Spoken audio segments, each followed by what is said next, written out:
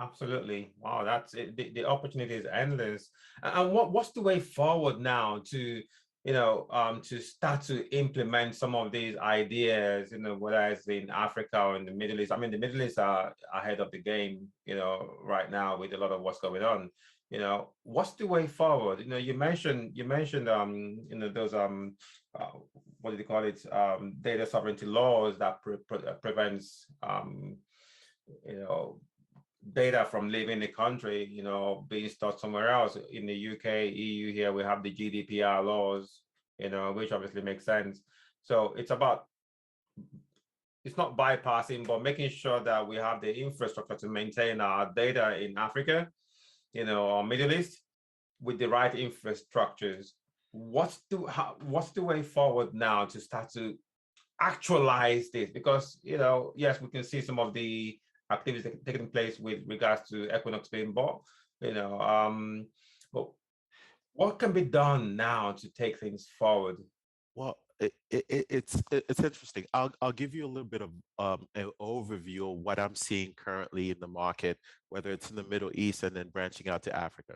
In the Middle East right now, the UAE, Dubai, Abu Dhabi, uh, the growth of data centers every other week for the last 2 years, it seems like there was a new player announcing a new data center campus here, and everyone's talking 20, 30 megawatt capacities per per site.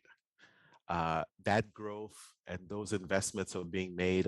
Some of those projects are being built and moving forward. In Saudi, mega projects have been announced. Different entities, billions of dollars worth of data centers need to be built in Saudi, Yes. similar to Kuwait, Qatar, and the rest. As you start moving into Africa, North Africa, whether we're talking Morocco and Egypt and the likes, Tunisia, there's a need for data centers and investments are starting to be made. And we hear these announcements where it's not just there are some homegrown companies, let's say to the continent, and then you have the international firms because they all are looking for ways to expand and to grow their base.